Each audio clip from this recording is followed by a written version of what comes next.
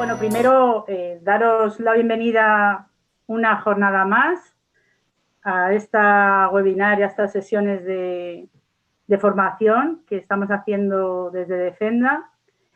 Y en este caso, pues tenemos que agradecer a nuestro compañero José Luis Gamero, que, bueno, que ha cedido a instruirnos esta tarde en esta jornada que, vamos, que auguro que va a tener mucha participación y por lo menos expectación ha generado, José Luis. Eso te lo puedo decir, que ha generado muchísima expectación. Entonces, bueno, pues sin más, primero agradecerte que hayas accedido a venir a estas jornadas y a darnos esta formación. Y sin más, pues bueno, voy a proceder a leer el currículum de nuestro compañero. Ponente.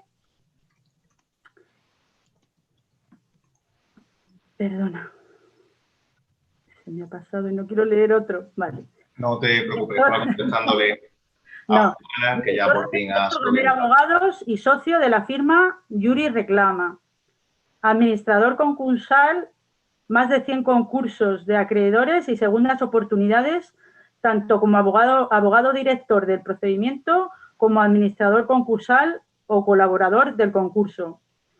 Especialista de Derecho Bancario, más de 1000 procedimientos al respecto entre presentados directamente o con colaboración con otros despachos. Licenciado de la Universidad de Huelva. Sí. Colegiado de Huelva desde el 2011 y especializado en comercio exterior por la Fundación UNED. Y bueno, sin más, porque no le quiero robar tiempo, que seguro que nos tiene que contar muchísimas cosas y las preguntas que, como todas las jornadas que hemos estado haciendo, pues las hará a través del chat, nos las vais escribiendo a través del chat y luego al final yo procederé a hacerle las preguntas que nos vayáis remitiendo. Y bueno, pues sin más, le dejo a nuestro compañero José Luis que comience su ponencia. ¿Has puesto el PDF, Amparo? Sí, voy a compartir pantalla y te pongo ahora mismo el PDF. Y sobre la marcha. Eso es.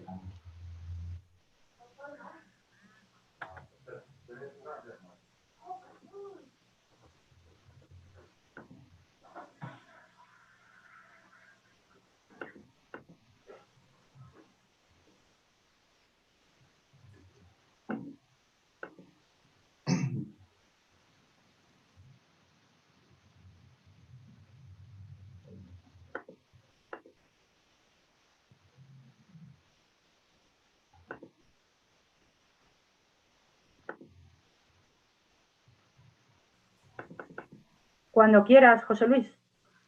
Estamos aquí moviendo la pantalla para poder ver yo también esto con ustedes. Listo. Pues nada, en primer lugar quisiera agradeceros a la Asociación de Defensa que hayáis tenido a bien llamarme para echar una mano. Cuando me llamó Susana Barón, pues la verdad no sé muy bien, es la primera vez que doy una ponencia en este sentido. Y la verdad que lo que quiero, al fin y al cabo, lo que voy a compartir con ustedes es mi día a día, ya sea directamente o, como bien has dicho, a través de otros despachos que nos subcontratan para llevar a cabo este tipo de trabajos o para asesoramiento. En primer lugar, tenemos que hablar de lo que es una tarjeta revolving, ¿vale? Muchas veces es complicado asimilar un negocio jurídico y el resumen o la forma. Encarnación, al final contesto las preguntas. Perdón, voy a quitar el chat porque se me va la vista. En principio, lo que vamos a hacer es un símil, ¿vale? Para que la gente sepa lo que es una revolving. Una revolving no deja de ser una póliza de crédito instrumentalizada a través de una tarjeta. ¿Por qué decimos póliza de crédito? Pues muy sencillo, porque realmente el cliente paga intereses de lo que va disponiendo. Es decir, te dan un máximo de crédito y el cliente va usando el mismo hasta tanto cuanto tenga ese límite grabado. ¿Qué tiene de especial estas tarjetas? Pues es la reconstitución del disponible. que muchas veces se convierte en una deuda perpetua. Posiblemente muchos compañeros que me estáis escuchando, a la hora de hacer los cálculos, veis que es una tarjeta que no tiene fin. Es más, incluso ya si nos vamos a la doctrina o si nos vamos al Código Civil, como muchos hemos estudiado en la propia universidad, hablan de que los contratos tienen que haber un fin. Y estos contratos no tienen fin, son sine die. O bien hasta que el cliente pague todo el capital pendiente, con su correspondiente comisión por la transacción anticipada, o bien porque acuda a una de estas de la doble modalidad que existe. No quiero que leáis el PDF, este PDF os lo enviarán desde Defenda. A mí no me gusta hacer los PDF con tanto texto, pero como me preguntaron de material soporte, así he querido hacerlo. La fórmula de pagar o bien un porcentaje o bien una cantidad fija todos los meses. En este punto llama la atención que realmente el cliente no tiene muy bien o no sabe o no ha tenido ni siquiera disposición de negociar qué modalidad quiere. La mayoría de los clientes firman un contrato.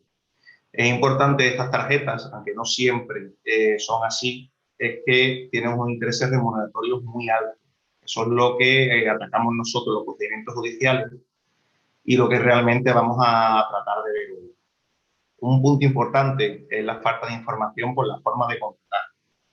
En la práctica o en la experiencia que tenemos, nos hemos dado cuenta de que muchos clientes tienen estas tarjetas porque se las vendieron en las entradas de grandes supermercados o de grandes superficies, centros comerciales, etc. Si algunos tenéis este tipo de demanda o incluso os han demandado en reclamación de cantidad para pedir a vuestros clientes que paguéis la deuda, os dais cuenta de que es un formulario tipo que el cliente rellena a mano con unos datos sin ningún tipo de averiguación patrimonial, sin ningún tipo de estudio, nada. Simplemente rellenan unos datos y te la dan y para adelante. Y empiezas por 1.000 euros y ellos mismos te van ampliando el capital y como tienen unos intereses altos, pagas unas cuotas mínimas que además, si tú no los pides, el banco hace lo que quiere, por la entidad financiera en este caso, acabamos teniendo una serie de personas que se convierten en esclavos de esa tarjeta.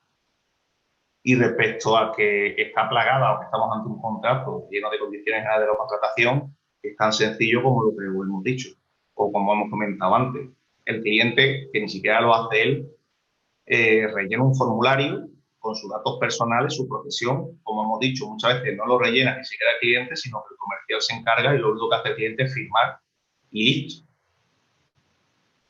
Con lo cual tenemos ese contexto que nos podrían servir de alguna manera como los hechos de la demanda, ¿vale? Pues esta ponencia está hecha o la he querido hacer como si fuera una demanda.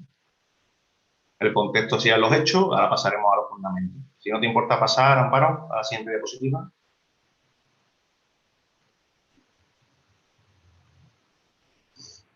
Pues bien,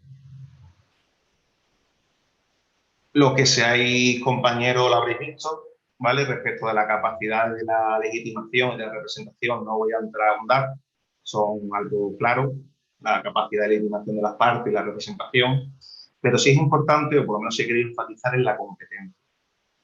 ¿Por qué es importante la competencia? Pues veréis, porque realmente aquí se nos abren dos vías. La primera, podemos ir a un foro general, que sería la mayoría de los casos los juzgados de Madrid, estoy pensando ahora mismo en Wizzing en concreto, o bien podemos acumularlo para, utilizando la normativa de defensa de consumidor y usuario, que se aplique el foro del consumidor. ¿Por qué esto es importante? Pues puede ser importante porque los juzgados a los que tengáis que acudir tengan una doctrina o unos criterios que no nos interesen, bien sea porque los intereses que ellos entienden inusualmente altos no sean o no casen con los nuestros, o lo que viene en este caso con el caso del cliente, o bien simplemente porque por algún motivo te interese a Madrid, porque seas un despacho de Madrid y el cliente no sea de allí. Digo Madrid como nos tendríamos que ir a la sede de la entidad financiera para demandar.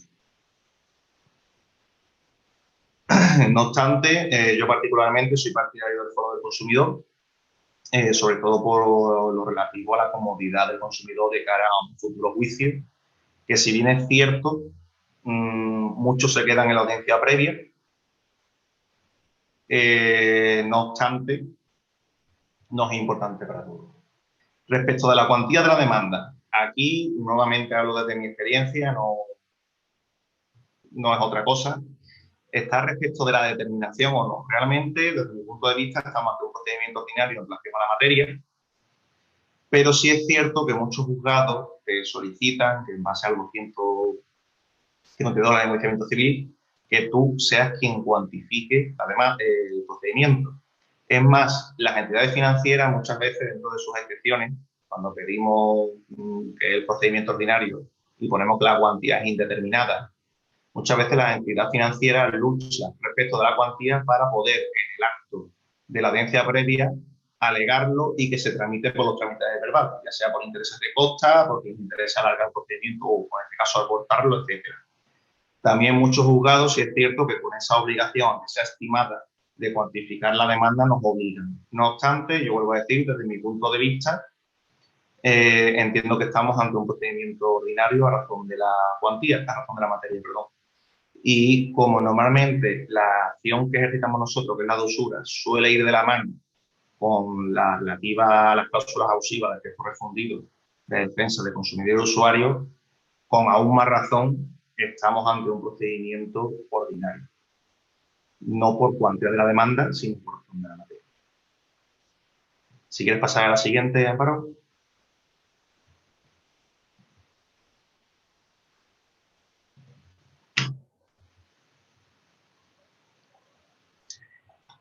Pues bien, esto que viene aquí, ¿vale? Podría ser perfectamente el fundamento sustantivo de una demanda, a los cuales, como he dicho antes, os lo cedo para que lo podáis utilizar. Y lo que sí es importante, porque muchos compañeros por algún motivo no lo hacen o bien no pueden hacerlo, es que es fundamental, sobre todo si vas a utilizar la condición de consumidor de tu cliente, es demostrar. Es decir, si vas a hacer mano de texto refundido de defensa de consumidor y usuario, porque junto con la usura vas a reclamar otras cláusulas, véanse intereses de demora, es fundamental que pruebes la condición del consumidor. Una forma de probarlo puede ser con la vida laboral si está en régimen general. El artículo, por ejemplo, aquí hay un articulito que a la gente se le olvida, pero os conmino a que los que tengáis pleito cojáis una regla, ¿vale? O se la robéis a vuestros chiquillos del estuche, porque el artículo 85 del texto refundido de defensa del consumidor y usuario te habla de que como mínimo tiene que tener el tamaño de la letra 1,5 milímetros. En la práctica, sobre todo cuando te demandan a ti, te das cuenta de que, aparte de que por el escáner o por las copias apenas es legible el contrato, esa letra muchas veces no supera el milímetro. Realmente, los jueces, sí es cierto que las sentencias suelen hacer mención de eso, que no es un hecho determinante, como es lógico, pero suelen hacer mención a eso. Y si dieras con algún tipo de juzgador bastante purista, realmente por ese hecho, ese contrato podría estar causando serios perjuicios al consumidor por las consecuencias inherentes del mismo. Luego vamos a entrar en la sentencia, bueno, el 802, que es que en este caso la carga probatoria de que las cláusulas han sido negociadas individualmente corresponde al empresario, eso posiblemente todo bien sabido, así como el 315 del Código de Comercio, el 1288 del Código Civil. El 315 es importante porque muchas veces los bancos en sus demandas juegan con el tipo de interés, con el TIM, ¿vale? Y no tienen en cuenta las comisiones. Y se nos dio un caso en este despacho que el TAE era del 400%, porque era un mini crédito, un microcrédito, eran de 400 o de 500 euros, pero tenía tal comisión de apertura o de estudio, como decían ellos, que se incrementaba al 400%.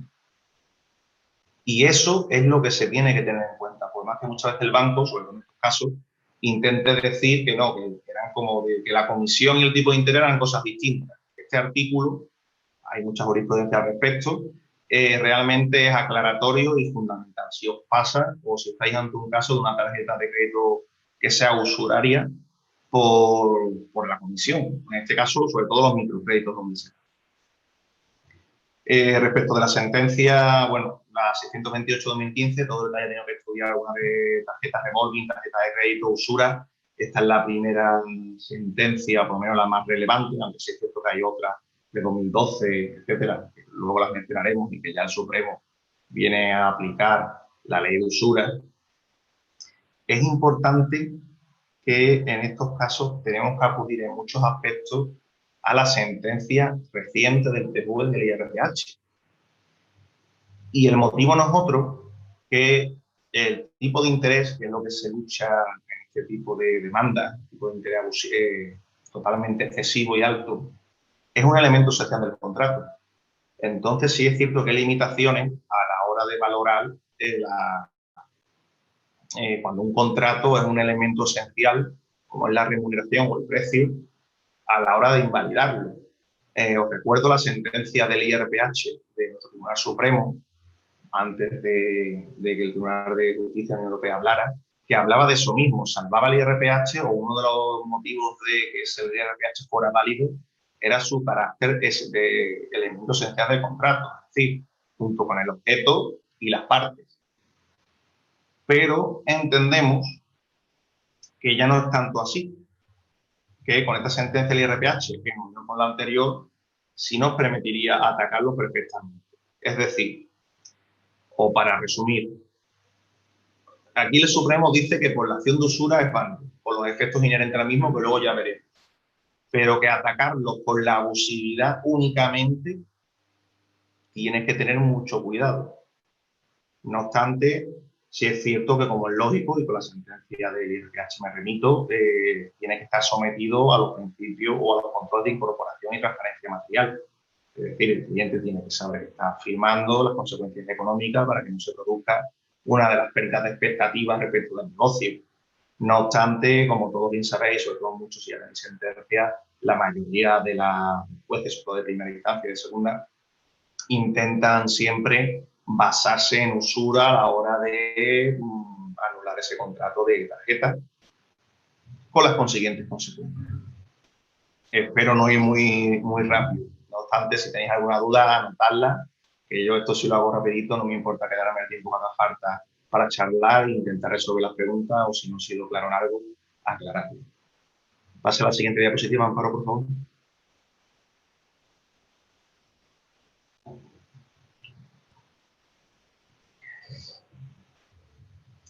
Este artículo realmente es el pilar, o si no es el pilar central, poco le falta, de toda demanda o contestación a la demanda, ¿vale? En un procedimiento respecto de tarjetas revolving, en los cuales se ven las condiciones de usura, ¿vale? Que es el artículo 1 de la ley de 1908, del 23 de julio, la famosa ley Azcárate, ¿vale? Aquí es importante, y lo pongo como una nota, y es que muchas tarjetas, sobre todo las que son del año 2008 a 2012,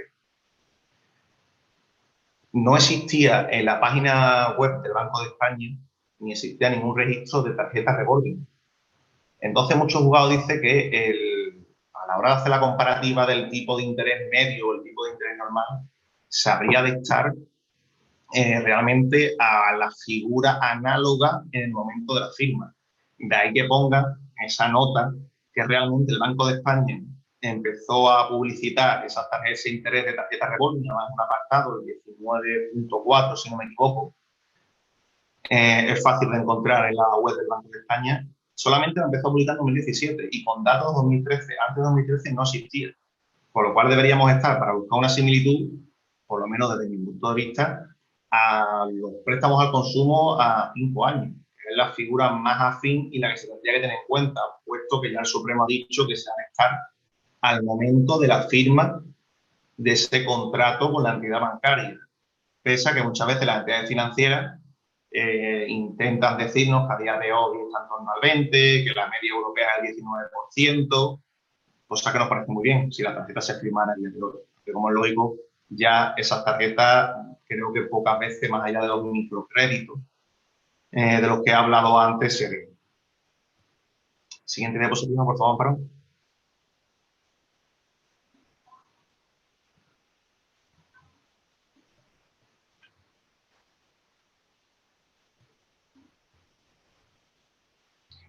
Pues bien, como ponemos en el título, esta es la tercera parte de los fundamentos sustantivos o de fondo, como cada uno prefiera nombrarlo, y son las consecuencias y efectos de esa resolución. En este punto, aunque no pasa nada, en este punto es fundamental que tengáis en cuenta primero el artículo 3 de la ley de usura, ¿vale? Que en base a lo mismo lo que están obligados es únicamente a entregar la suma recibida, es decir, el capital del que ha dispuesto.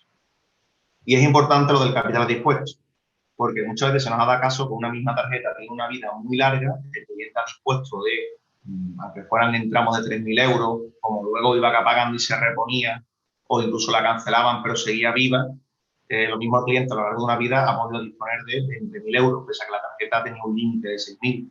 ¿Vale? En este caso se ven los totales, no penséis únicamente, aunque dudo que lo hagáis, pero prefiero comentarlo y así me quedo yo más tranquilo, no penséis únicamente en las últimas disposiciones o en lo que os está reclamando el banco, tenéis que ver un todo, ¿vale? Con independencia del tiempo transcurrido. Y en este caso, la consecuencia, por lo menos desde mi punto de vista, es que el cliente está obligado a devolver el capital y el banco a devolver todos sus intereses que ha pagado.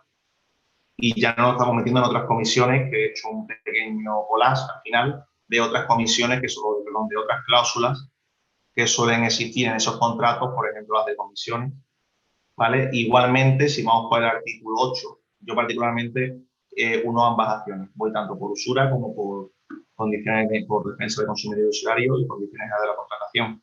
Ya el artículo 8 también lo emite porque hace una unión con el 303 del Código Civil, en la devolución de contraprestaciones, la recíproca devolución. Por un lado, el que te devuelve el capital y por otro lado, tú me devuelves los intereses. Luego está el tema de que si el banco se opone, pues puede pedir los intereses de las cantidades que te hayan cobrado indebidamente. Siguiente diapositiva, Amparo.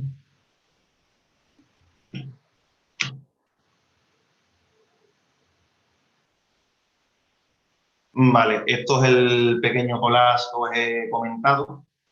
¿Vale? Aquí se ve un poquito cortado. Estos son otra normativa que tenéis que tener en cuenta y que os ayudará o fundamentará vuestras pretensiones cuando interpongáis otras cláusulas.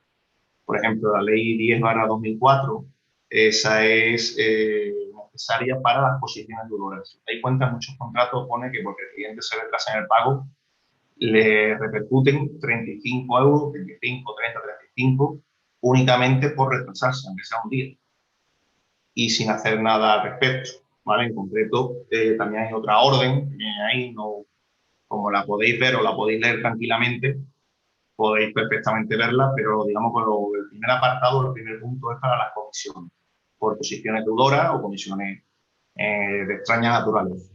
Vamos a dejarlo. El artículo 85 respecto de los intereses de mora, ya sabéis toda la jurisprudencia respecto de que el interés de mora correcto es el remuneratorio más 2 puntos, ¿vale? Aunque en muchos casos, o en estos casos, tenéis que intercalarlo. ¿Por qué? Porque cuando te habla del remuneratorio más 2 puntos, si tienes un TAE del 24,5, me está diciendo que un interés de demora del 27, perdón, del 26 y pico, sería válido, no es así.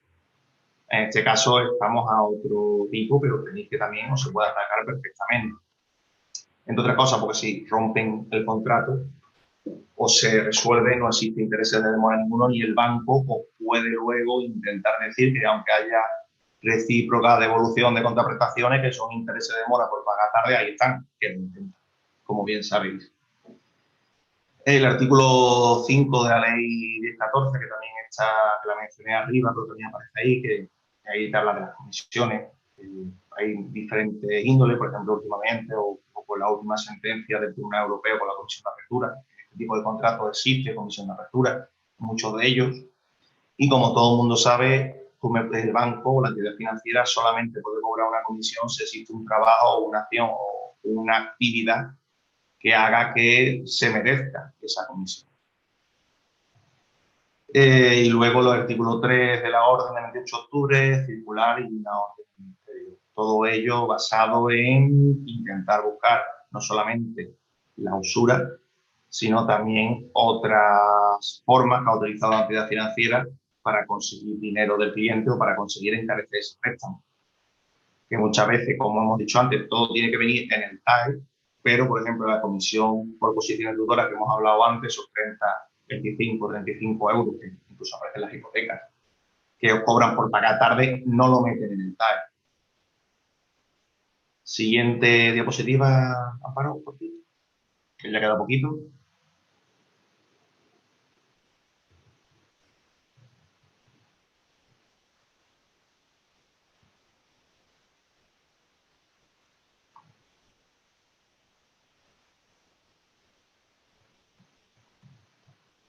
Muy bien.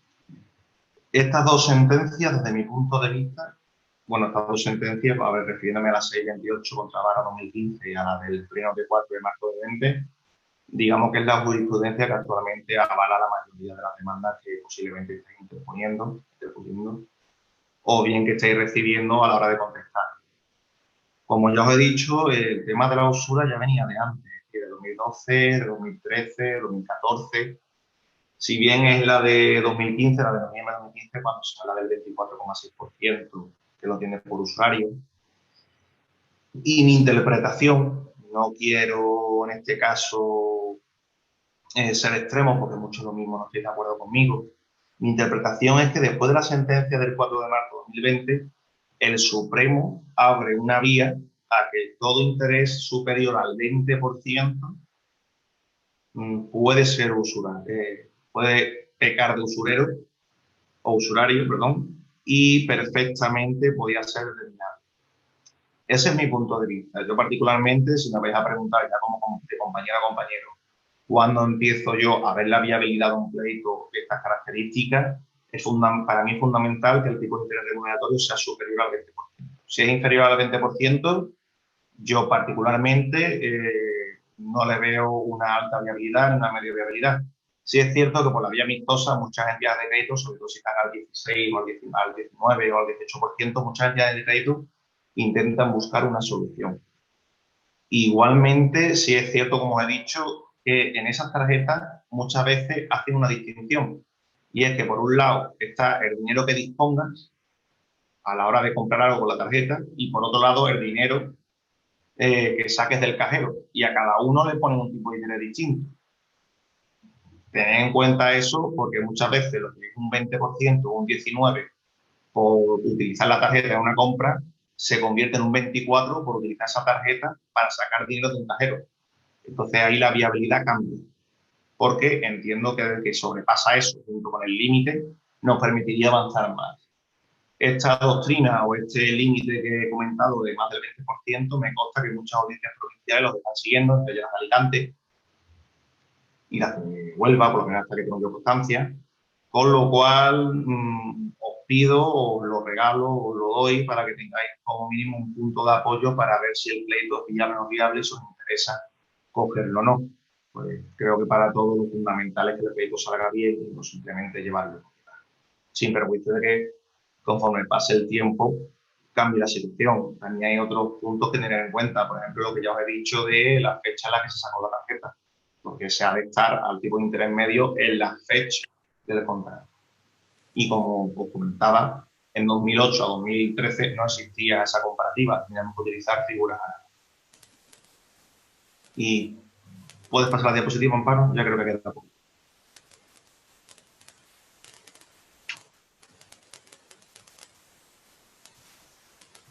Bueno, aquí tenéis más jurisprudencia, ¿vale? De la Audiencia Provincial de Oviedo, en este caso, contra Citibán.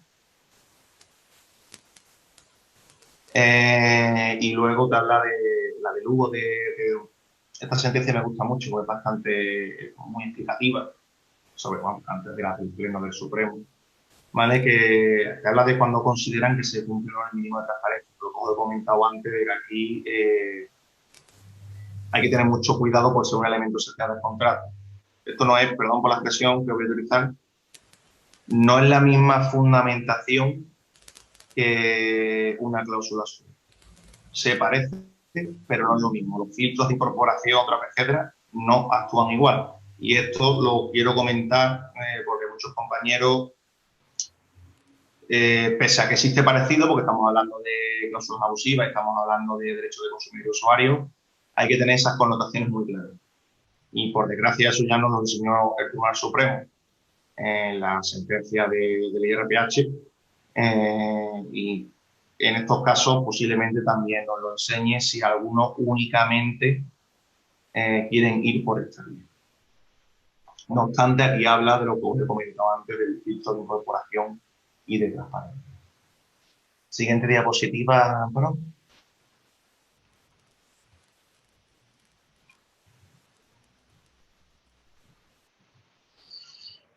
Pues bien, esta diapositiva la quería compartir con ustedes porque siempre estamos hablando de demandar. Pero, ¿qué pasa cuando nos demandan al cliente? Cuando el cliente es demandado. Normalmente las entidades financieras utilizan la vía del procedimiento monitorio para ello. Bien porque es una forma muy sencilla de que se pasa el plazo, se dicta el decreto y pueda ejecutar, o bien simplemente porque les permite más o menos saber por dónde va a tirar el consumidor, puesto que desde que la modificación de 2015 ya la oposición al monitorio tiene que ser una oposición fundada.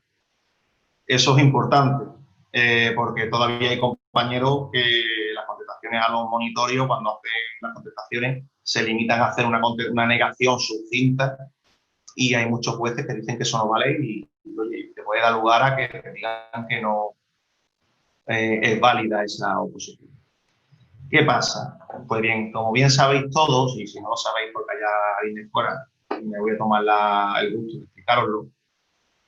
Cuando te pone un procedimiento monitorio, como todos bien sabéis, eso va razón de la cuantía, y si supera los 6.000 euros, eso acabará siendo un ordinario, por lo cual no existe ningún problema. Tú te lo pondrás, alegarás por lo menos sucintamente la usura de la tarjeta, etcétera. El juez abrirá ordinario, le dará traslado a la otra parte para que demande, a ti para que contestes, y podéis llegar al cauce oportuno. ¿Por qué? Porque el procedimiento ordinario es el más grande. Pero ¿qué pasa cuando el procedimiento es de menos de 6.000 euros de vía verbal?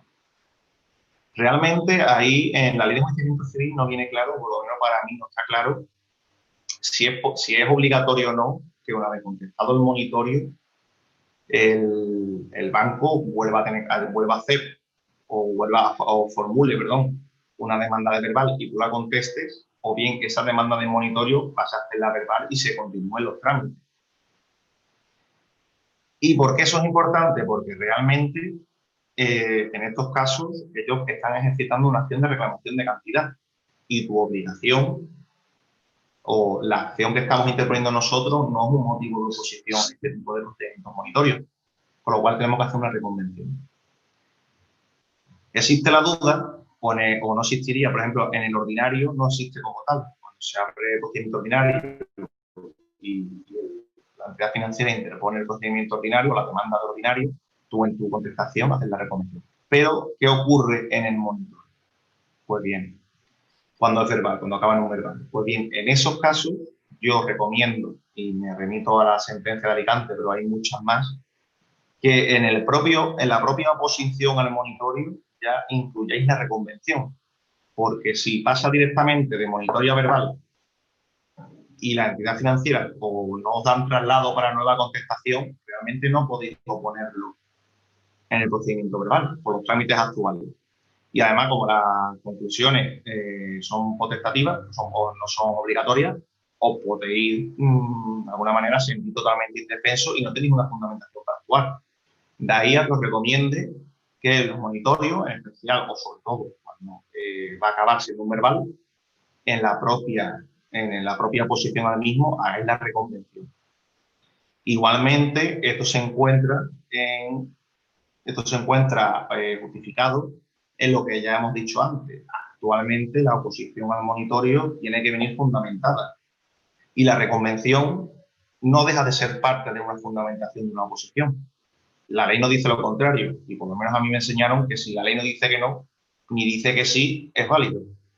En todo caso, indubio por consumidor, es decir, duda a favor del consumidor y esto se tendría que tirar para nadie. Os comento esto porque muchos compañeros se nos ha dado, bueno, no a nosotros, gracias a Dios, porque nosotros sí lo estamos haciendo, pero a un compañero sí se le ha pasado, que le pusieron un procedimiento monitorio por 4.500 euros, no hizo la reconvención, continuó los trámites del verbal pero es que lo citaron directamente a juicio. No pudo oponer nada.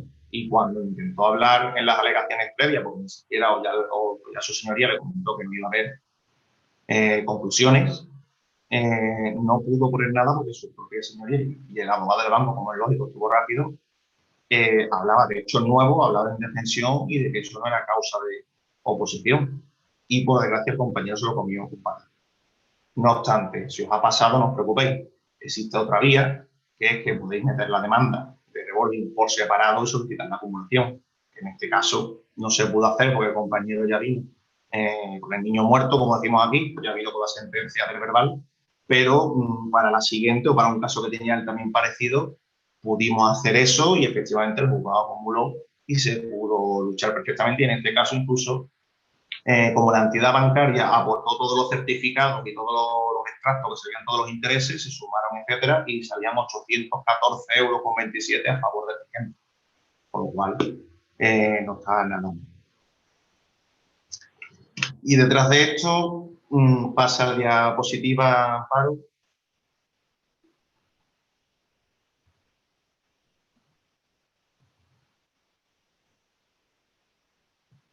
Tras esto, solamente puedo daros las gracias a los actualmente 40 participantes. Pido disculpas si he hablado muy rápido o he soltado la chapa.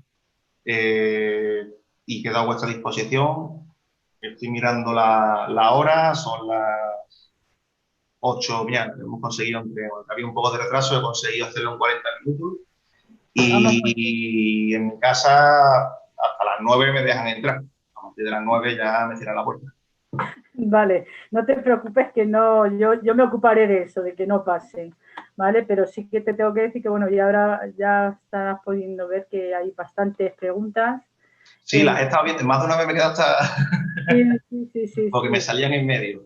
Así pues que... empieza a decirlas tú, a ver si soy capaz de echar un cable. Lo que sí te pediría que la persona que me haga la pregunta, si es posible, tú eres la que manda, active la cámara para poder verle la cara. Vale, perfecto. Vale, lo que sí quiero decir antes de empezar a leer, si quiero dar tu correo electrónico, si me lo permites, porque, bueno, como tú has dicho al comenzar, bueno, realmente eres abogado también para ayudar a nosotros mismos, a los abogados. Entonces, me parece muy interesante tu perspectiva, ¿no?, de trabajo y para ayudar a los compañeros que por circunstancias, pues a lo mejor no llevan estos temas y te piden ayuda a ti como abogado experto. Entonces, os podéis dirigir a él al correo electrónico joseluis@gameroabogados.es. Lo he dicho bien, ¿no? Correcto. De todas formas, como vamos a dar la diapositiva, al final, en el gracias, viene mi dato y quedo a disposición. Yo sé que mi despacho es un poco raro. Ya cuando estuvimos hablando tú y yo, te vi la cara de sorpresa, que éramos vulgarmente los abogados de los abogados, porque actuamos de esa manera, por lo menos una gran cantidad de los procedimientos vienen por otros despachos de abogados, que bueno, tenemos convenio de colaboración, como yo te expliqué, ¿vale? Y actualmente pues está muy bien, no me puedo quejar. Ajeno a la colaboración, como es lógico, si algún compañero me llamara por teléfono, encantado de ayudarle, que si puedo yo echarle un cable, me tiene a su disposición. Perfecto, vamos, y además que a mí particularmente, lo hemos hablado esta mañana, me parece súper interesante lo que estás haciendo y que ya vamos a colaborar sí o sí, y creo que al resto de los compañeros seguramente que también les va a parecer muy interesante. Aparte de decirte que a mí me ha dejado con la boca abierta todo lo que has contado, me ha llamado muchísimo la atención lo del tema de 1,5 mm de las palabras, lo de la regla, eso me ha llamado muchísimo la atención y que puedan echar atrás un asunto por este tema me ha resultado... Mira, en la práctica nunca, la verdad, en la práctica el juez en su sentencia, más podéis buscarlo, si buscáis jurisprudencia, hay por ahí más de un loco que como yo se ha puesto con la regla a medir. Es más, hubo un procedimiento que utilizaron hasta una pericial o solicitaron oficio al Instituto de Métrica de España, que antes se la ha ido de la cabeza, antes ya se ha ido, pero lo hicieron. Y, hombre, normalmente, por lo menos las que yo he tenido, sí es cierto que muchos jueces o no dicen nada al respecto, te ponen la sentencia, no hacen alusión, o los que han hecho alusión te comentan que es cierto, bueno, te lo ponen como un puntito más a tu favor, no lo toman como esencial, ¿vale? Pero sí es cierto que nos ha dado el caso de que, conforme dice la parte actora, es cierto que, conforme puede verse en el foto, pues yo aporto un fotograma con la regla, ¿vale? Que como puede observarse y este juzgador ha observado, o sea, que el juez ha sacado su regla y ha hecho lo mismo que yo, Qué ¿vale? bueno. Ninguna letra supera el milímetro. Es que hay letras que, de verdad, que hay que tener buena vista. Que yo, a ver, que yo lo entiendo, que si que hay contratos de tarjeta que son como hipotecas, y si una hipoteca media son 60 páginas, ellos me lo meten en dos. Por algún lado tiene que venir, por menos márgenes o por pocos márgenes que ponga, la letra tiene que ser pequeña por fuerza. Digamos que Pero poco se ha más que tienes que dado, hacerlo con una lupa, ¿no? Casi para poder ver. sí, vamos, es más, no sé cómo lo han hecho, es decir, sigo pensando que, vamos, que eso todo el mundo lo sabe, que eso no lo lee el cliente. Primero porque lo hacen, por ejemplo, aquí en Huelva tenemos un centro comercial que es el Olea y se ponían, yo no sé si seguirán haciéndolo, pero se ponían comerciales en la puerta y ahí se rellenaban las cosas. Entonces, claro, tú cuando ves eso, bueno, ahora sabe, hace poco ha habido una demanda colectiva contra las tarjetas de Carrefour. Ya os podéis imaginar que Carrefour Finance está en el propio Carrefour. O sea, tú has ido a hacer la compra del mes o de la semana y te has ido con la tarjeta. Y si veis la letra, preguntadle a vuestros clientes, digo, ¿está rellenado esto? Dice, no. Por lo menos los míos, todavía no me ha venido ninguno que me haya dicho que por lo menos él ha rellenado y la firma sí es suya, pero poco más. Ya, totalmente. Bueno, pues antes de empezar a hacerte las preguntas, lo que sí quiero aprovechar pues para decir, porque sé que hay gente que no es de Defenda y bueno, pues también para que nos conozcan un poquito nuestra labor, lo que estamos haciendo, bueno, pues en principio el Defenda nace en pleno confinamiento y nace en las redes, pues ante todas las tropelías que nos fueron haciendo decreto tras decreto, que se olvidaron de nosotros. Concretamente, el tema más candente fue el tema de los mutualistas, que se nos olvidaron incluirnos a los abogados mutualistas en todas las ayudas. Y por ahí nace Defenda pues como asociación para la defensa de los derechos de la abogacía. Entonces, en esta lucha estamos, y bueno, aprovecho la ocasión para los que no son asociados en esta actualidad, en este momento, pues que se asocien pues para continuar en esta lucha, que tenemos mucho camino por recorrer y lo que necesitamos en estos tiempos es fuerza y aunarlas y unirnos para poder ser más fuertes. Respecto al tema de la ponencia y del material que todos los ponentes nos facilitan, que nos lo estáis preguntando por aquí por el chat, deciros que sí, que a todos los asociados que se han inscrito y que nos lo soliciten, se va a enviar la documentación facilitada por los ponentes, así como la opción de que puedan ver de nuevo el review en YouTube cuando colguemos cada ponencia. Entonces se dará la opción a todos los asociados a que tengan acceso a volver a ver estas ponencias, así como al material facilitado por el ponente. Y tras este pequeño KitKat, te paso a hacer las preguntas, ¿vale, José Luis? Aquí me tenéis. Vale, Encarnación, hace la pregunta Encarnación Martínez y bueno, pues si puedes activar la cámara, Encarnación, y así de esta manera te puede ver el ponente, y si no la puedes activar, espérate que te busco yo ahora mismo aquí. Sí, ya la tienes activada. Lo que Vale, tiene que quitarse es el sonido, sí, que no se le escucha. vale. Entonces, te hago la pregunta, dice, gracias al ponente ya he realizado muchas reclamaciones previas a Wizzing, CTLN, etcétera, y la rechazan, argumentando que los clientes, su contrato es de 2008, 2009 y que en esa época el tipo de intereses era el normal. ¿Es así? Creo que eso lo comenté. Bueno, seguramente me habrán escuchado. En 2008-2009 no existía, tanto existía el índice de tarjeta revolving. Aquí que estoy cotilleando, porque estoy a tres pantallas, estoy buscando una documentación que es en el portal cliente bancario del Banco de España, ¿vale? Actualmente, para tarjetas de crédito y revolving, en España la media está en el 19,85 y en la eurozona al 16,63, ¿vale? Entonces, en concreto, esta estadística no existía hasta 2013, con lo cual 2008, 2009, lo único que existía, y estoy intentando hablar con los papeles por delante, ¿vale? Lo único que existía eran operaciones a plazo de entre 1 y 5 años. Eso era lo único más parecido o por analogía. Pero vamos, te digo una cosa, que Wifi me contesta a mí sobre las demandas y sí, entonces, en aquellos tiempos, en España era el 10,26% y en la zona euro el 6,11%. Estoy hablando de medias ponderadas, ¿vale? Porque se hace mensualmente, pero en torno al 10,5% y en la zona euro en torno al 6,1%. Con lo cual, todo eso que intentan hacer no cabe. Es decir, esa ponderación es todo lo contrario. Es decir, usted no me puede aplicar, no me puede argumentar que era el tipo de interés normal, porque ahora mismo tengo yo abierto la tabla de tipos de interés activos y pasivos aplicados por entidades para el año 2013, que es la que tengo abierta, porque la última contestación, la última demanda que he metido es esta y me he dado el documento anexo número 4 y no hay nada. ¿Sí? Operaciones de plazo de 1 a 5 años, con su TAE equivalente al lado, en operaciones superiores a 5 años, tampoco, al revés, menos el tipo de interés baja.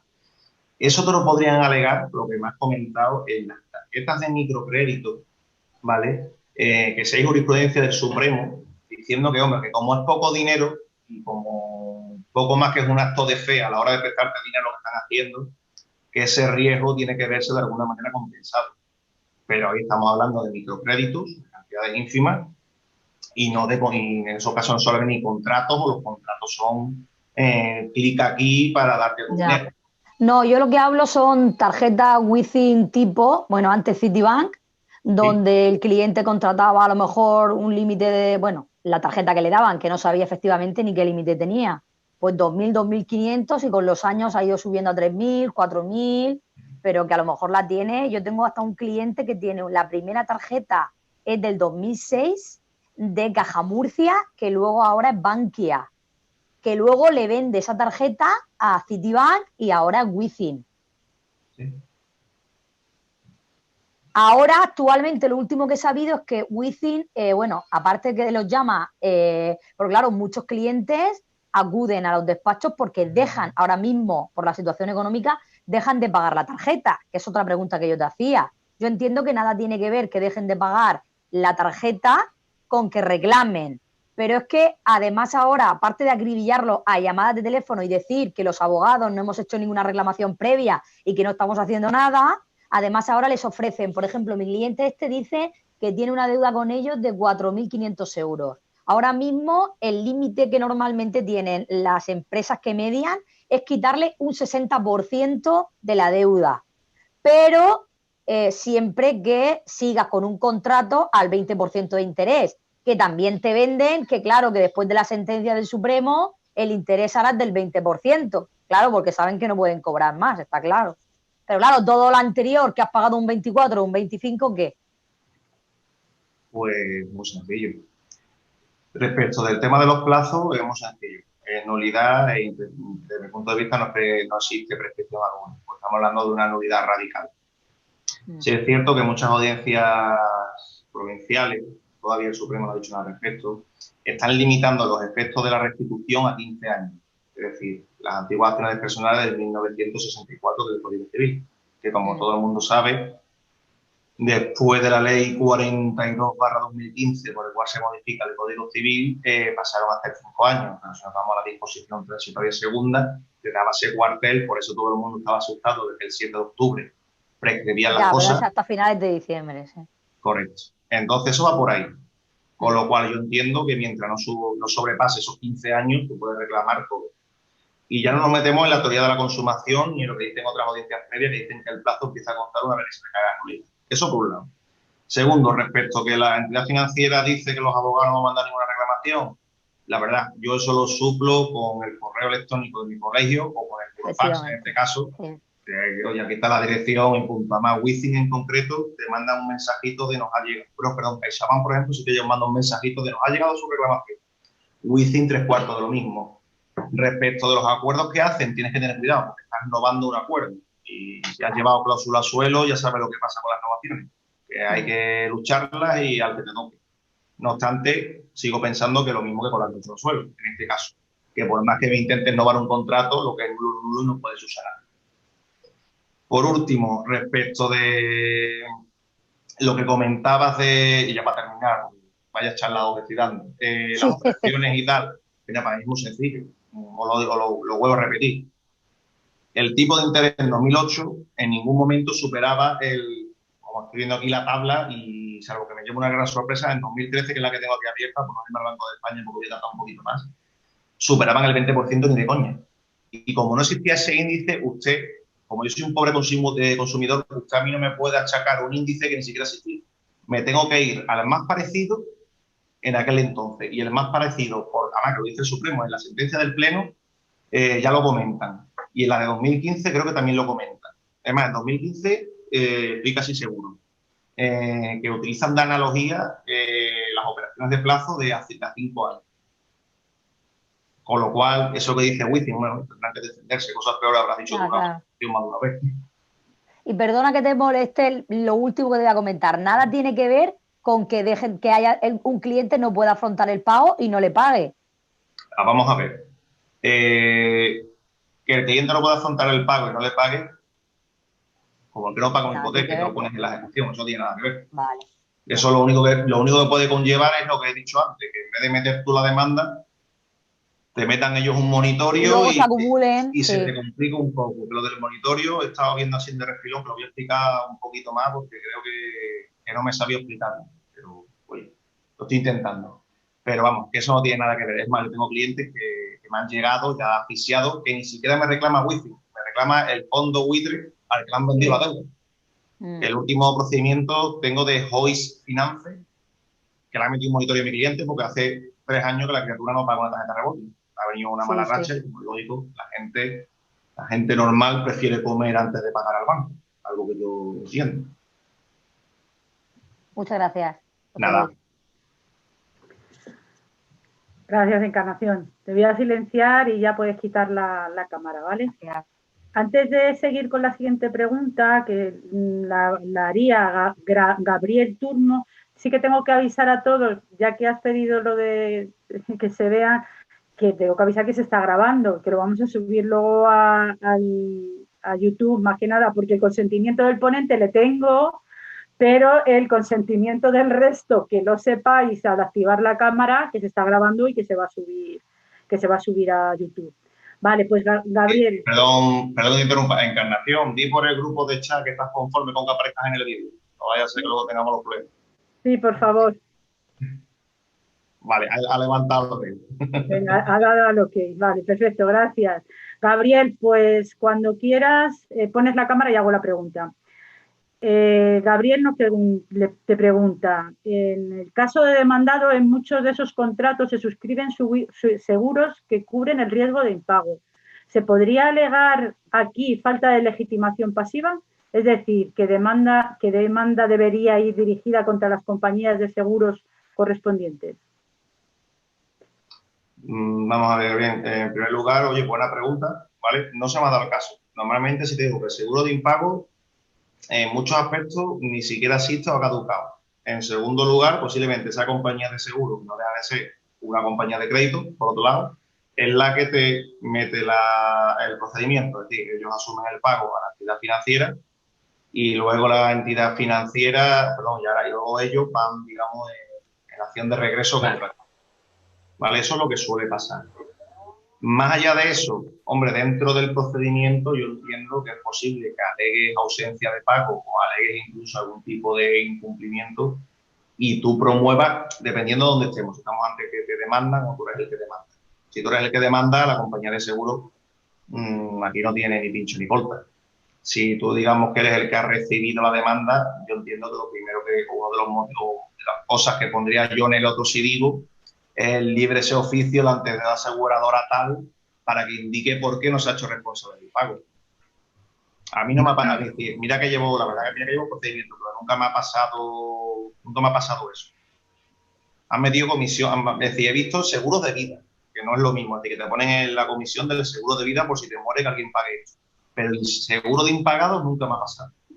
Te lo digo porque a ver si lo has confundido o no. Digo, a ver si te ha podido pasar, tú has visto prima seguro y te crees que es de impago y no es así. Es No, por eso. hay una cobertura para... Sí. ¿Se me oye?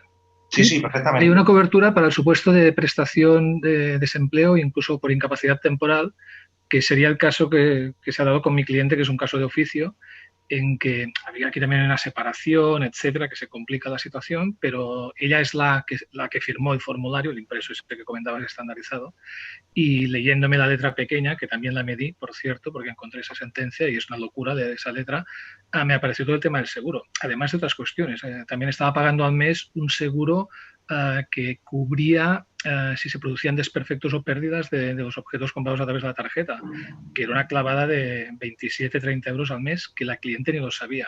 O sea, son bastante, cuando vas profundizando con el tema de las tarjetas revolving, te pones como profesional de muy mal humor, por expresarme de manera suave, porque para mí son, entre comillas, y me expreso aquí entre compañeros, fraudulentas en algún modo.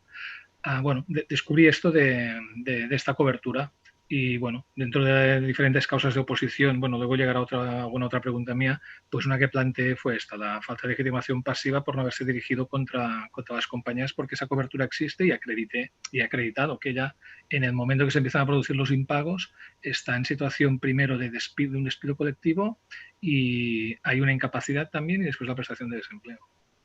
Pues en este caso, vamos, lo tuyo sí es cierto que es un caso concreto porque lo que normalmente suelen poner es el seguro de vida, que te meten una prima mensual de 10 euritos dependiendo de la cantidad.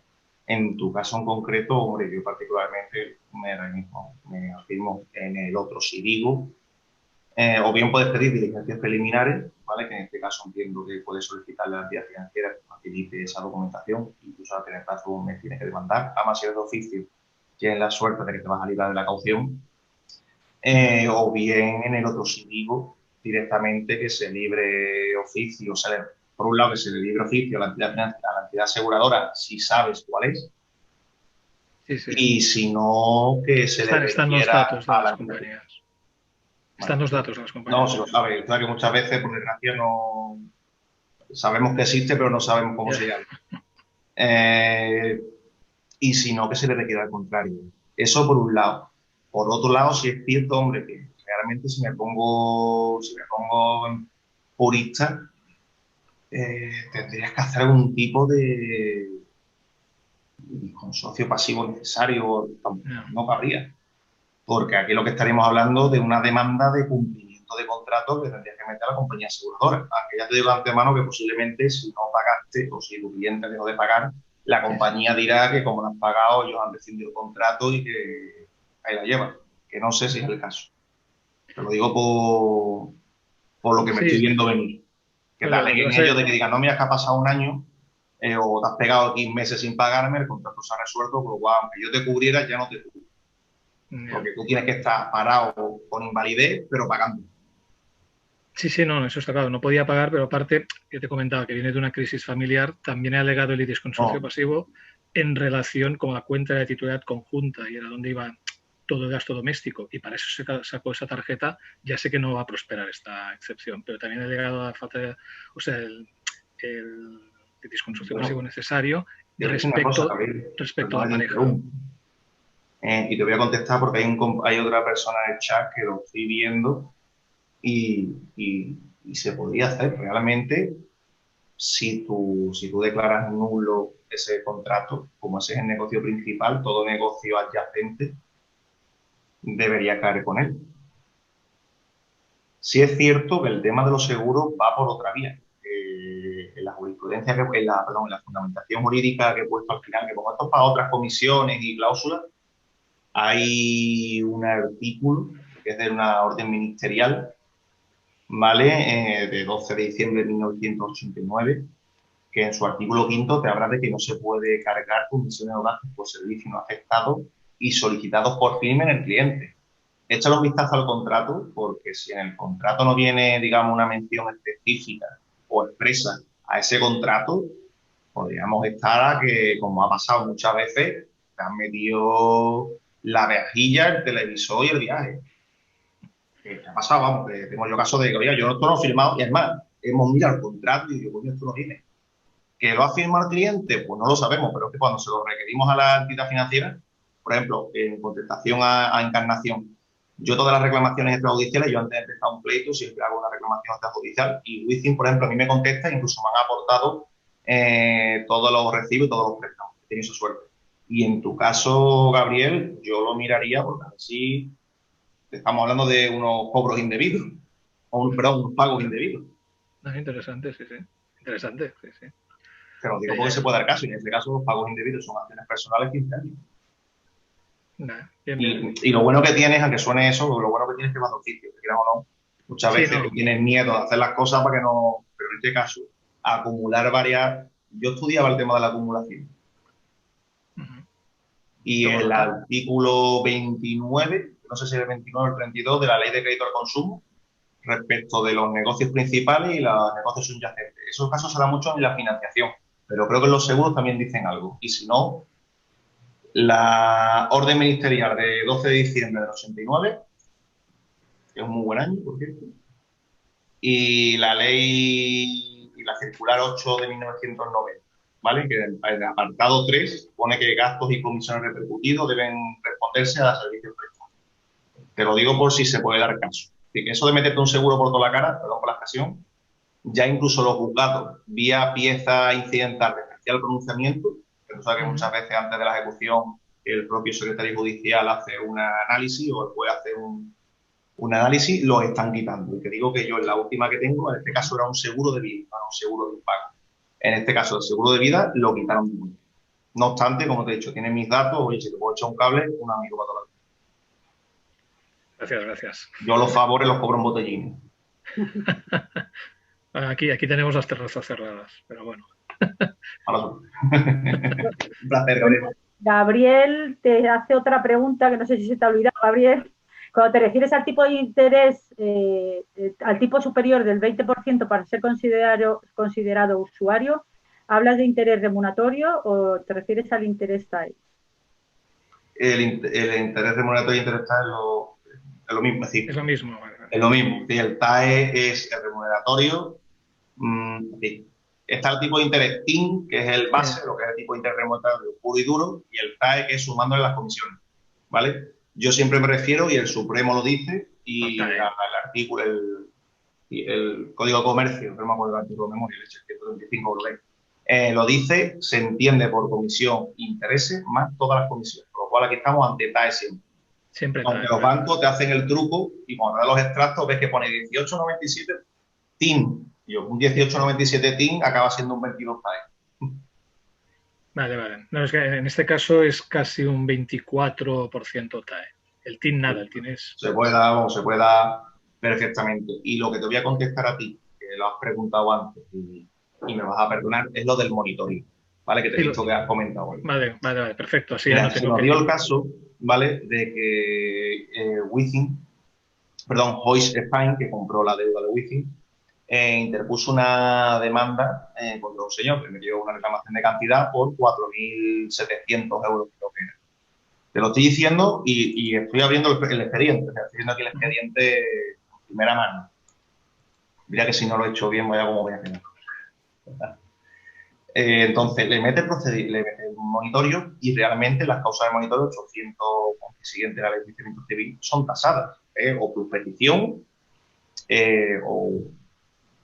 o inexistencia de deuda o poco más. Son las causas tasadas. Es como una ejecución. La ejecución, hasta que metieron las cláusulas abusivas, tú realmente una ejecución hipotecaria no podías alegar cláusulas abusivas. El monitorio que no lo modificaron, lo dejaron tal cual.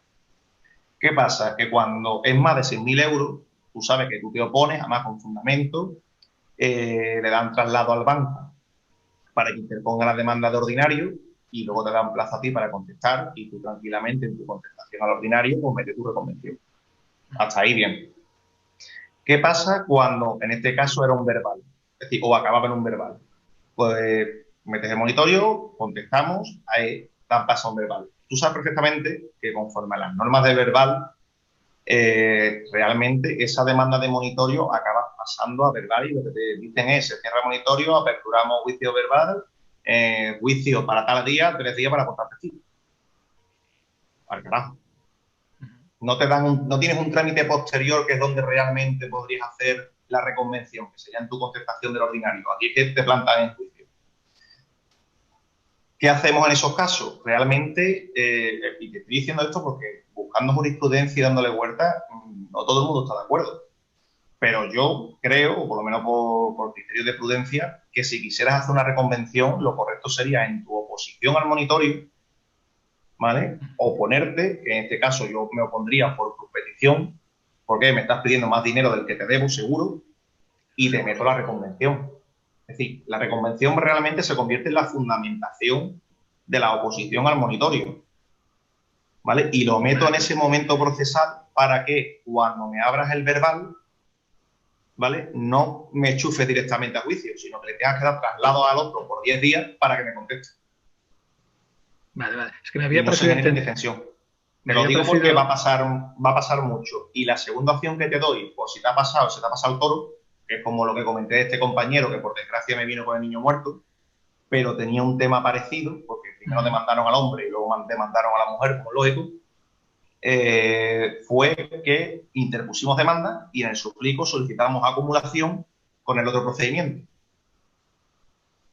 Vale. Se acumuló y entonces pues, alegamos prejudicialidad civil, es decir, oiga, el resultado de ese pleito tiene que ver con este y viceversa, solicitamos la acumulación, identidad de sujeto, mismo contrato que genera esto, ¿vale? Se cumplían los requisitos y nos lo acumularon. La verdad que todavía, hemos hecho 4, porque normalmente lo que más tenemos en este despacho son compañeros que nos contratan para hacer las demandas, ¿vale? Pero ahora están llegando las contestaciones. Me imagino que por el tema de lo de la prescripción que he comentado antes, que se ha pasado a final de año, me imagino que las entidades financieras estarán como posiblemente todos nosotros revisando los expedientes, nos haya pasado algo y ahora estarán haciendo lo mismo.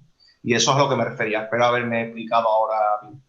Vale. Es que no te había entendido bien lo de la reconvención, me parece muy interesante. Me había parecido entender que en el monitorio os habéis encontrado con algún juzgado que consideraba, o sea, que le daba trámite a la demanda de monitorio como demanda de verbal y que te quedabas como sin contestación. Y esto es lo que he escrito en el chat, que la contestación en este caso tu oposición al monitorio equivale a tu contestación al verbal. Sí, claro, pero si no haces la reconvención, exacto. que tú te opones por tu petición y ahora te llega un juicio y se te demuestra, no, porque existen cláusulas abusivas, porque existe el interés de usura y claro, el juez te mira y dice, oiga, eso no me vale. ¿Y la obligación de oficio de resolver sobre este tipo de cláusulas? Sabes perfectamente que eso no se hace. Se hace cuando te mete un procedimiento de monitorio, el banco es bastante listo, o por lo menos se dan los casos, y lo que tú me hablas es el 100... Sí, lo estoy buscando por lo mismo, macho. Porque lo tengo, es más, tiene que estar un expediente que está debajo del ordenador, que lo tengo que utilizar de tapete para subirlo, ¿vale? Porque lo he trabajado esta mañana. Esas son las piezas de especial pronunciamiento, las cuestiones incidentales. Se dan mucho las ejecuciones hipotecarias. El juzgado debería hacerlo. Y lo que te puedes hacer es meter un incidente de nulidad al respecto. Y ya sabemos cómo acaban los incidentes de nulidad en muchos casos. Yeah. Bueno. Y de oficio, sí es cierto que la nulidad la puede ver el juez de oficio, pero el juez te puede motivar, entiendo que perfectamente, que eso no es una causa de oposición a un monitorio. Vale. Que son causas tasadas. Es decir, que si nos vamos a reglamento en mano y con la cara de tonto. Pero con razón, como digo, no me gustará, pero si la tiene, se le da. Aclarado. José Gracias.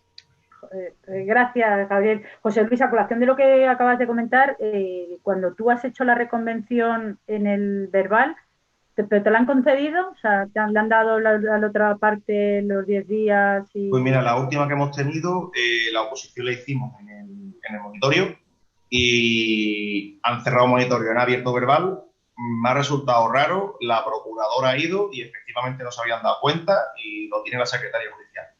Eso en el último que tengo, que es el que tengo aquí abierto, ¿vale? Que he dicho, ¿vale? Pero vamos, pues no creo que haya ningún inconveniente. Si lo hubiera, lo que he dicho antes, vamos, entiendo que no hay inconveniente porque he hecho lo correcto y está fundamentado. Y la verdad que en otros casos que hemos tenido, lo que han hecho es darle traslado, una vez abierto el verbal, para que la otra parte conteste por 10 días, ¿vale? A la reconvención.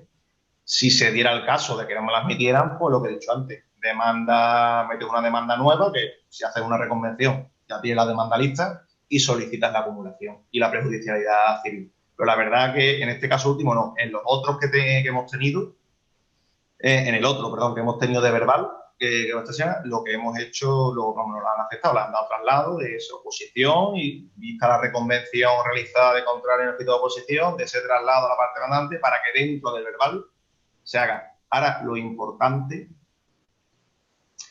y esa es la segunda parte, que eso se me ha escapado de decir, es que ahí vas a tener que cuantificar.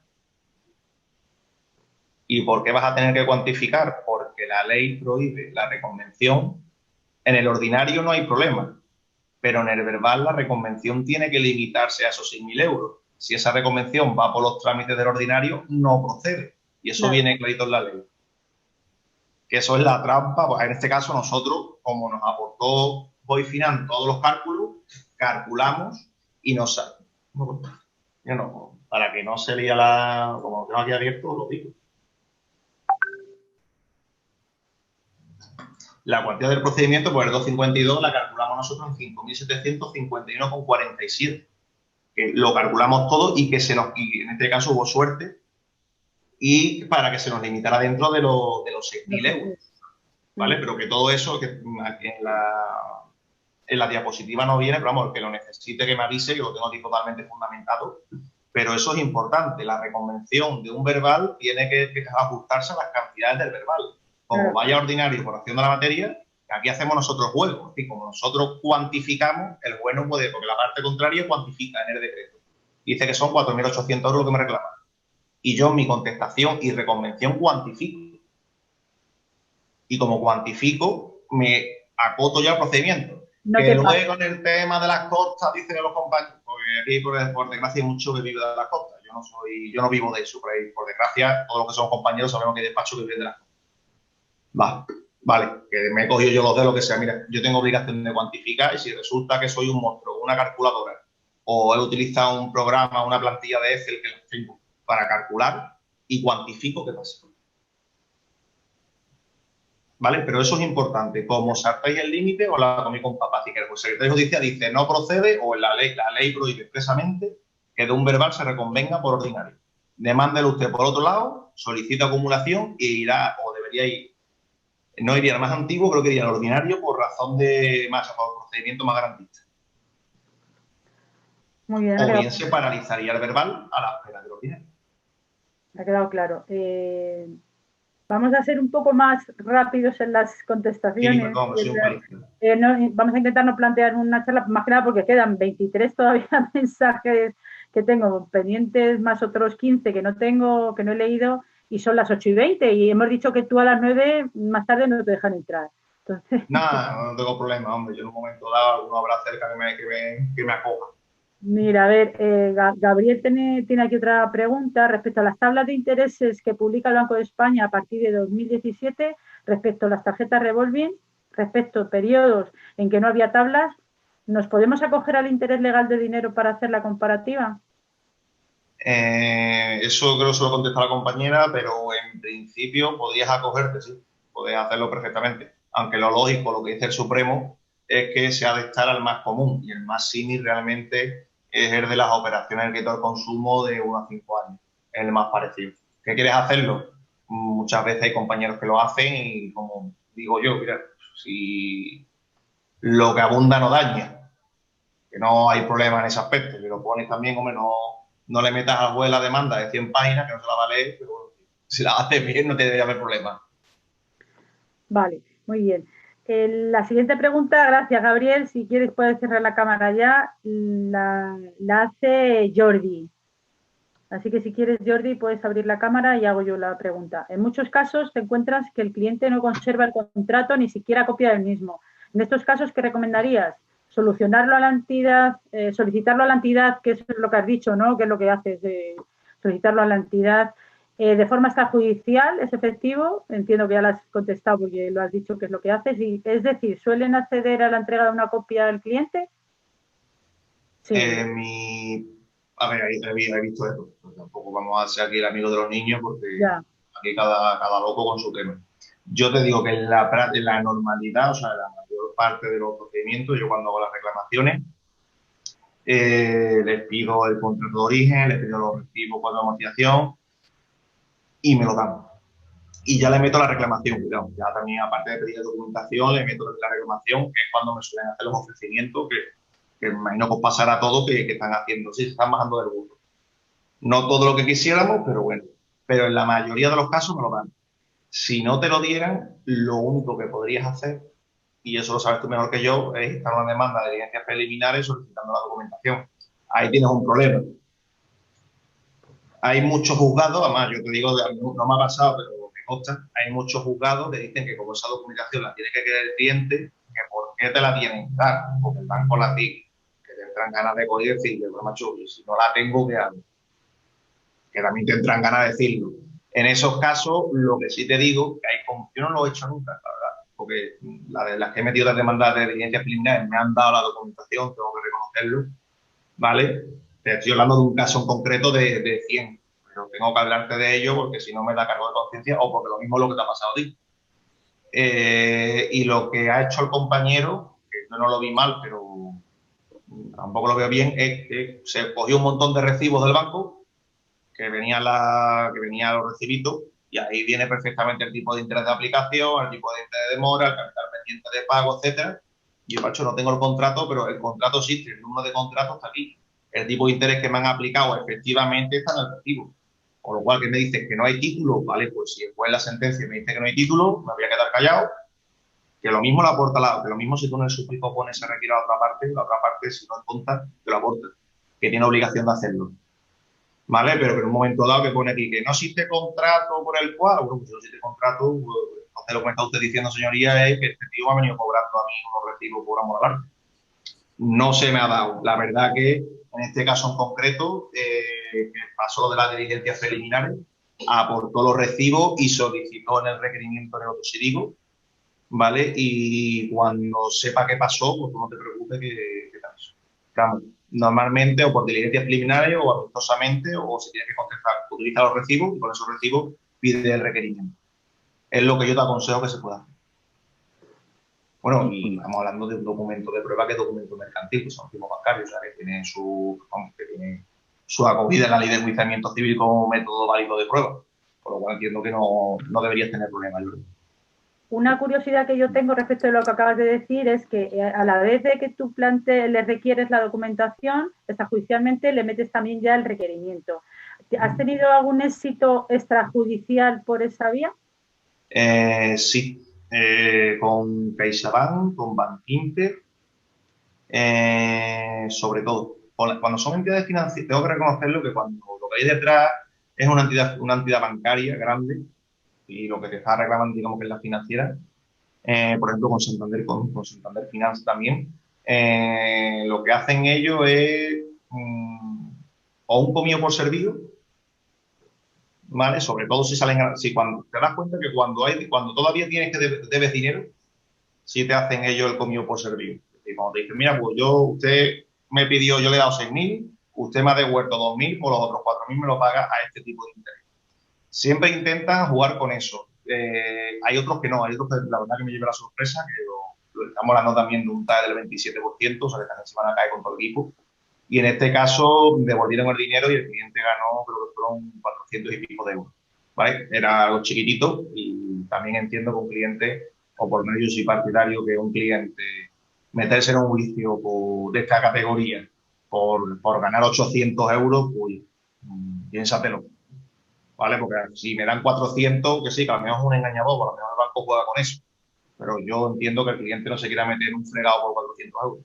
Claro, claro. Eso fue lo que pasó. En otras, por ejemplo, lo que intentan, en ese caso, por cierto, os lo digo que os van a decir que el resto lo podéis pagar en cómodas mensualidades, etcétera. Eso os viene bien, sobre todo si estáis en situación de impago, que fue mi caso, que encima como hacen como una innovación encubierta o una refinanciación, ¿vale?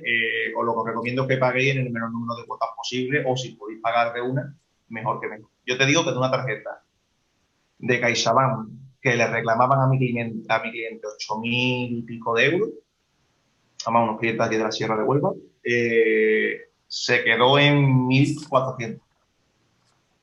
que decían que los 1.400 al 7% o al 8%, que es el préstamo personal que estaban trabajando yo en ese momento. Y yo llamé al abogado y oye, ¿te puedo pagar una sola vez? Y mira, 1.700 euros, si eres una persona mediana y vas menos apañado, 1.700 euros tú puedes buscar por ahí que te los preste a alguien, o lo mismo lo tienes escondido debajo del colchón. Y fue lo que hicimos. Entonces, por ahí no ha salido bien. La mayoría de las veces, no te voy a negar, que con Within, por ejemplo, o con los fondos buitres, lo que intentan es meterte volante. Digamos, volante en el sentido de que no, le ofrezco tanto, pero bueno, me ofrece tanto en base a qué.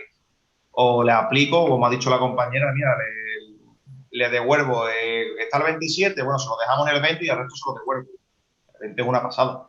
Y como es una innovación, ten cuidado, que lo mismo te la vas a acabar comiendo. Aquí la sentencia esta que hizo el Tribunal Supremo con Caja Teruel, que era de cláusula suelo, respecto de la innovación de los contratos cuando se aplica otras cláusulas, y entonces ya existe contraprestaciones, te la meten y te quedas sin pleito y con la cara partida. Por eso yo los acuerdos con lupa. Ya. Los acuerdos para no pelearlos, como digo yo. Claro.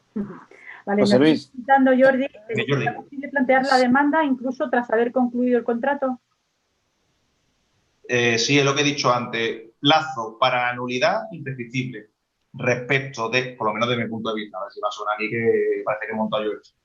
Para mí, como es nulidad radical, no hay plazo de prescripción imprescriptible. Para los efectos, hay dos doctrinas, ¿vale? Bueno, si me apura, hay tres. Una que dice que el plazo empieza a comentar desde el momento que te da la nulidad, con lo cual sería con la nueva ley 5 años desde la nulidad.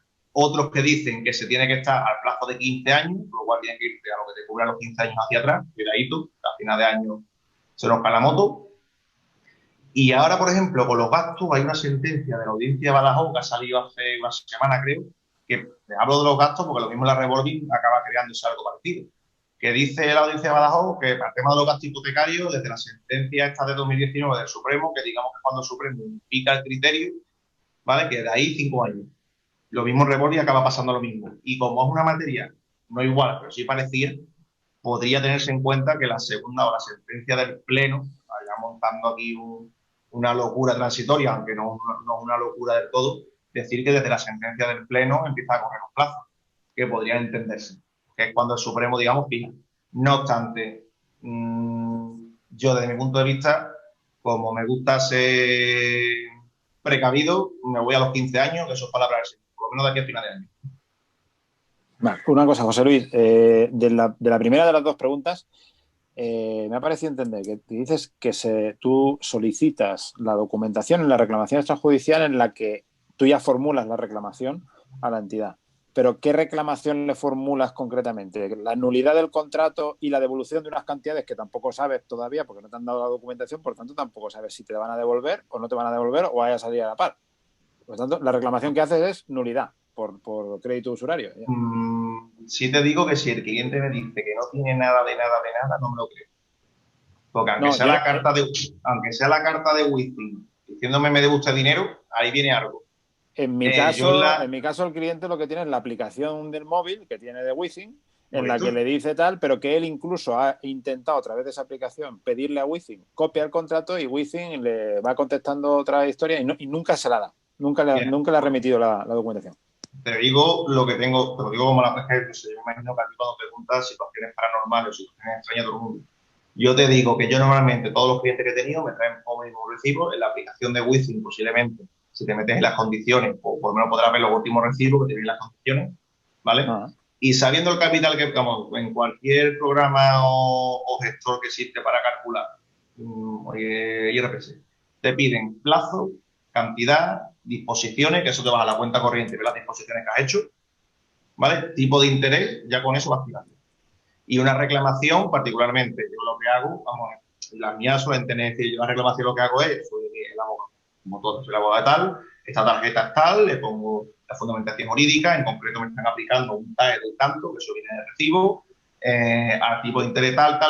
Yo en la reclamación no pongo la cantidad exacta que me dé.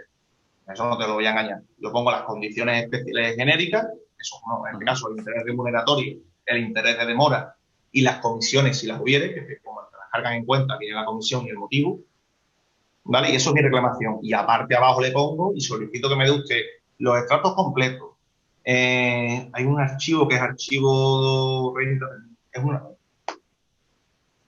tengo que buscarlo, pero es un archivo específico que tienen que tener todas las entidades financieras, que es lo que he compartido con las compañías, es un archivo especial.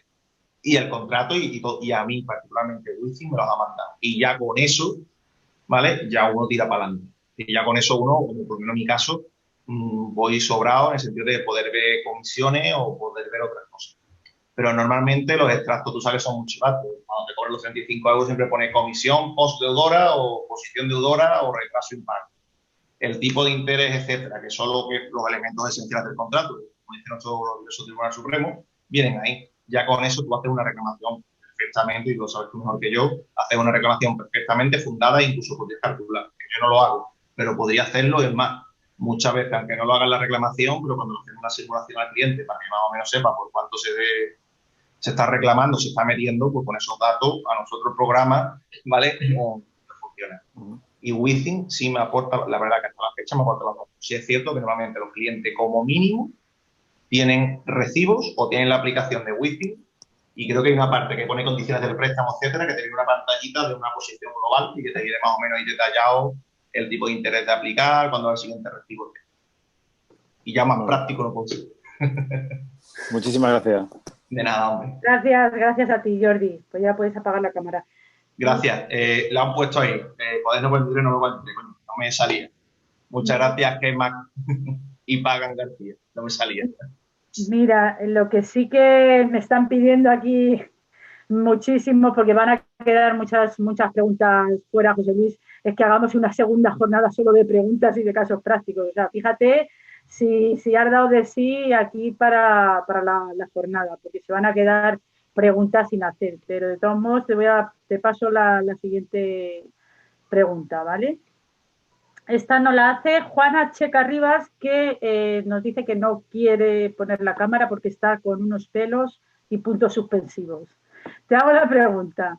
Las tarjetas anteriores a 2013, ¿con qué se comparan para saber si los intereses son usurarios?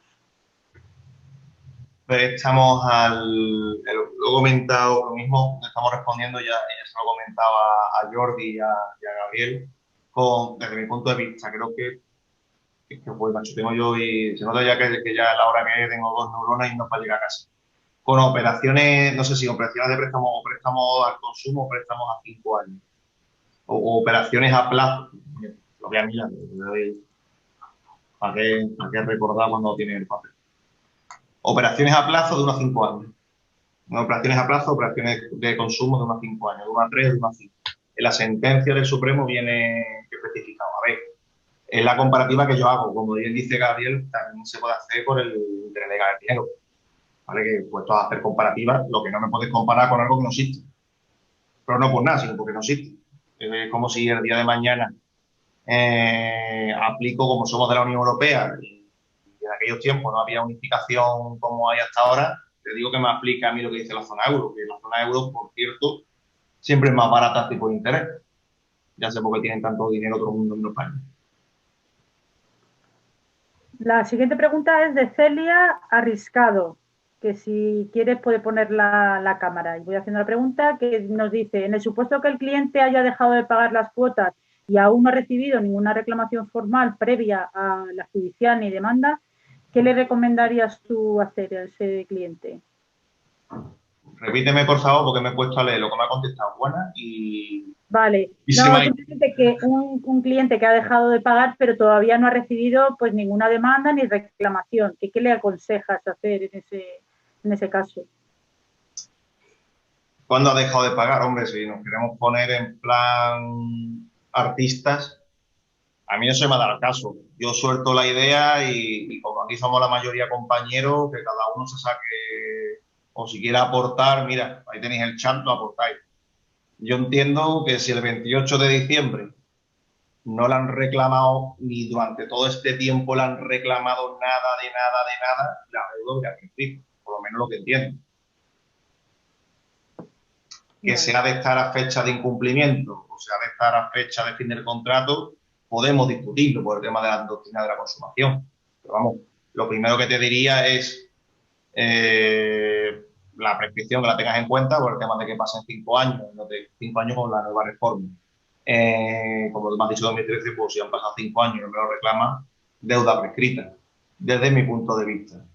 Luego sí es cierto que el resto de la prescripción se está, en un lado, a la fecha desde el momento que se tenga en cuenta a contar de la prescripción, que hay muchos tribunales que dicen que se empieza a contar desde el pago o desde que el contrato se resuelve, y hay otros que dicen que se ha de estar a la fecha, digamos, del vencimiento total del contrato. Míralo, ¿vale? En ese aspecto, míralo, si puedes cumplir las dos prerrogativas.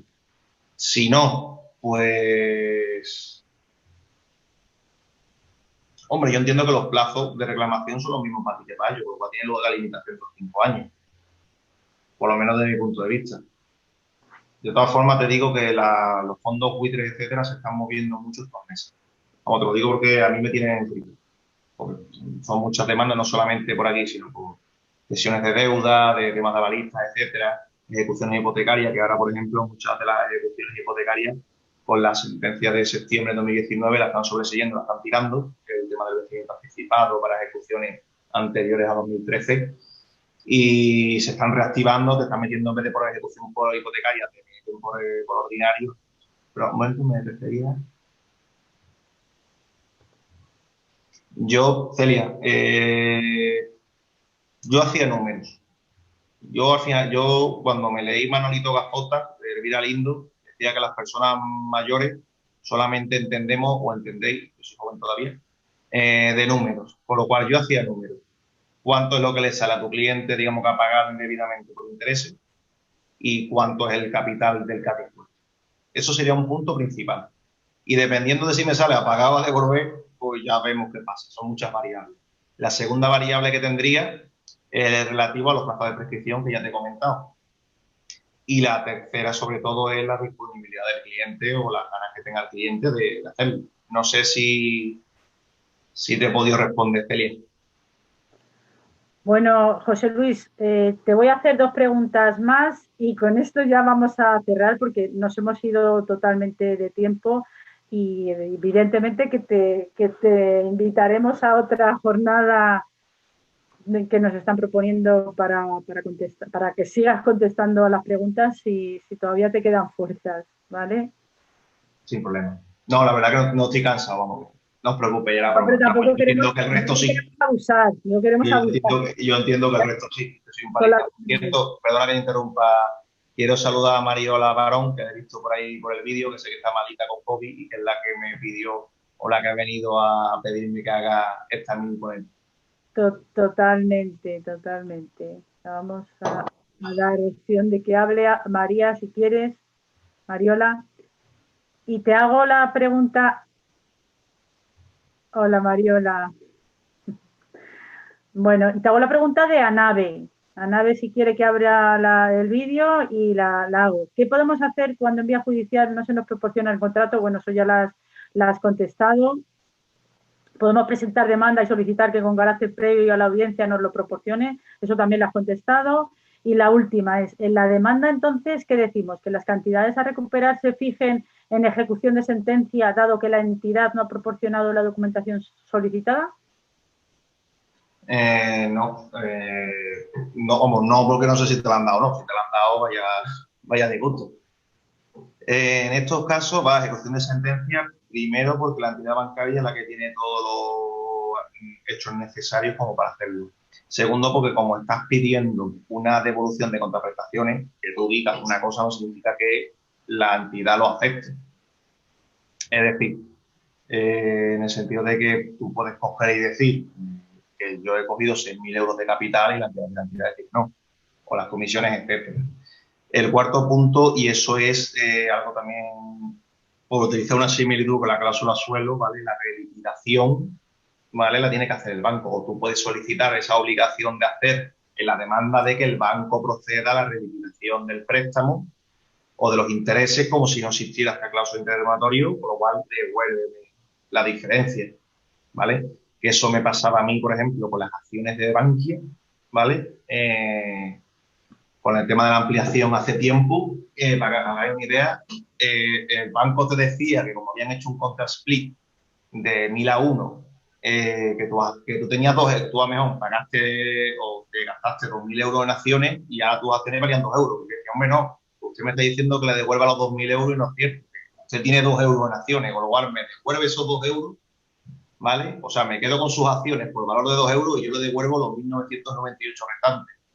Te lo digo que esta gente sí, que yo sigo pensando que en los bancos el más tonto hace floje. Con lo cual digo que yo particularmente lo que pongo es la obligación de hacer de recalcular y de reintegro de contraprestaciones. Eso es lo que hago yo. Si estás obligado, por ejemplo, el caso concreto que os he comentado antes, o bien porque, como hacen otros compañeros, que te interese cuantificar por el tema de las demandas para poner la cuantía, etcétera, pues macho, digo lo mismo. Yo lo correcto, o por lo menos lo que os recomiendo si vais a hacer eso, es que contratéis a un perito economista que refrende esas cantidades, porque el banco, como tú vayas con una simulación de una página web, está estupendamente hecha, o incluso que tú seas un tío mañoso y hagas un Excel, el banco te va a decir que el programa suyo es más chulo y que además, como todos los programas de ese tipo están homologados por el Banco de España, que yo solo que tiene razón. Hombre, a mí nunca se me ha dado que un banco me haya hecho ninguna guarrada en ese aspecto, en el tema de las ejecuciones o de las cantidades. Pero también es cierto que en este caso no son bancos por los que estamos hablando. Estamos hablando de fondos buitres o estamos hablando de entidades de gestión de activos y de deuda, con sede en Luxemburgo, o incluso estamos hablando de entidades financieras que, aunque tengan que cumplir la normativa del Banco de España, la normativa no. Qué buen día. Vamos a dejarlo. Vale, José Luis. Y ya la última, y aquí ya sí que lo vamos a dejar, es un poco retomar lo que ya habías dicho respecto al tema del seguro. Cuando el seguro, la tarjeta lleva aparejada un seguro, se declara la nulidad de la tarjeta y, por tanto, también del seguro. Pregunta Gema si deberían de devolver los importes pagados por ese seguro al estar vinculado a la tarjeta. Lo primero que debes ver es quién es el titular del seguro. A ver si el seguro va a ser la misma financiera. ¿Vale? Eso es fundamental. Te lo digo por el tema de la legitimación, Gema. Y lo segundo que te digo es, o te comento lo que he comentado antes. Actualmente, por lo menos en las cuestiones incidentales, a mí me han quitado esa cláusula. Digo cuando nos demandan a nosotros. Me han quitado esa cláusula alegando. Yo entiendo que la fundamentación no es usura, ni mucho menos, ¿vale? Que la fundamentación iría por las órdenes ministeriales y por ley MiFID, por ejemplo, la MiFID bancaria habla mucho de eso, ¿vale? Iría por ahí la fundamentación y entiendo que yo atacaría por los lados. Atacaría o por normativa específica, la misma demanda puedes hacerlo, o por normativa específica de que yo tengo que prestar un consentimiento expreso, o sea, lo que estamos hablando es un vicio en el consentimiento, ¿vale? Eso lo puedes englobar perfectamente con la usura. Segundo, iría por normativa concreta, relativa a la que hemos hablado antes con el compañero Gabriel, ¿vale? Que hemos comentado. Y la tercera opción que haría sería, en un momento dado, por resolución de contrato, por incumplimiento, pero esa última vía hay que estudiar. Y bueno, habría que estudiar, no, perdón, la de resolución de contrato por incumplimiento, lo de que va para otro lado. En este caso sería por el tema de que si decae el negocio principal, todos los negocios accesorios decaen, perdona que me he enajenado. Que eso, por ejemplo, en los contratos de crédito al consumo es muy claro. Es decir, en el momento en que yo pido un préstamo para comprarme un coche y no me dan el coche, el préstamo vinculado decae, no tengo obligación de pagarle a la financiera, y eso viene en la ley de crédito al consumo o del comercio minorista. Entiendo que tiene que haber algo similar de que al caer el negocio principal, todos los accesorios decaen con él.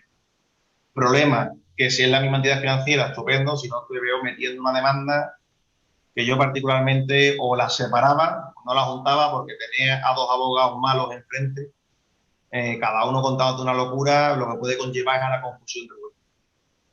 Y luego también es cierto que los seguros acaban siendo 500, 600 euros, que yo qué sé, complicado.